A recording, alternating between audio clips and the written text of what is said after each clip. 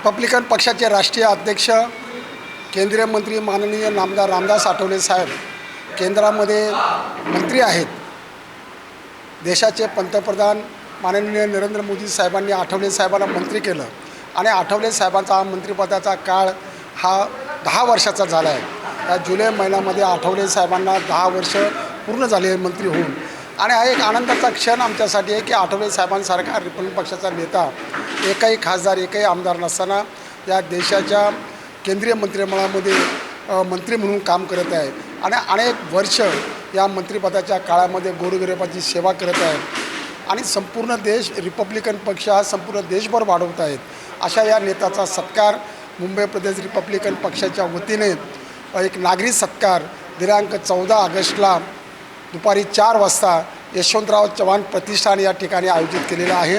आणि या कार्यक्रमाची तयारी घेण्यासाठी आज उत्तर मध्य मुंबई जिल्ह्याचे अध्यक्ष संजय डोळसे यांच्या अध्यक्षतेखाली आज या जिल्ह्यातील कार्यकर्त्यांची एक बैठक या कार्यक्रमाच्या तयारीसाठी आयोजित केलेली आहे.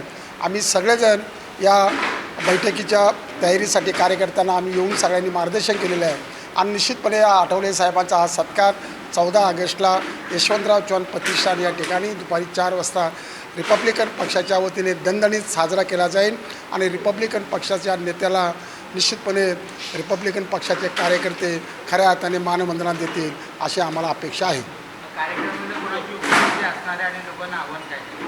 या नागरी सत्काराला रिपब्लिकन पक्षाचे नेते केंद्रीय मंत्री नामदार आठवले साहेबांच्या या नागरी सत्काराला आम्ही या महाराष्ट्राचे मुख्यमंत्री माननीय नामदार देवेंद्र फडणवीस साहेबांना निमंत्रित केलेलं आहे. त्याचबरोबर महाराष्ट्राचे उपमुख्यमंत्री एकनाथ शिंदे साहेबांना निमंत्रित केलेलं आहे. महाराष्ट्राच्या दुसऱ्या उपमुख्यमंत्री सुनेत्राताई पवार यांना निमंत्रित केलेलं आहे.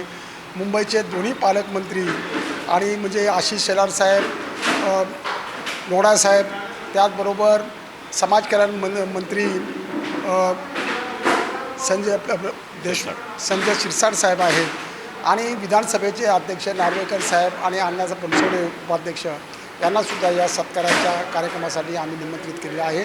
आणि हा सत्कार निश्चितपणे दणदणीत होईल आणि रिपब्लिकन पक्षाचे कार्यकर्ते प्रचंड संख्येने या ठिकाणी यशवंतराव चव्हाण प्रतिष्ठान या ठिकाणी उपस्थित राहतील.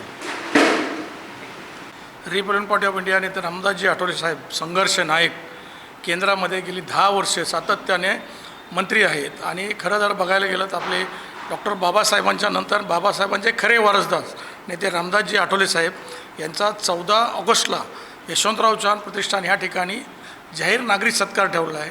आणि आज पूर्वतयारी म्हणून दक्षिण मध्य मुंबई जिल्ह्याच्या वतीने पूर्वतयारी बैठक घेतली आहे. लोकांमध्ये, कार्यकर्त्यांमध्ये असा उत्साह मी पहिल्यांदाच बघितलेला आहे आणि धूमधडाक्यामध्ये नेते रामदासजी आठवले साहेब यांचा जाहीर नागरिक सत्कार दक्षिण मुंबईमधून वाजत गाजत केलं जाईल एवढं या ठिकाणी मी सांगू शकतो.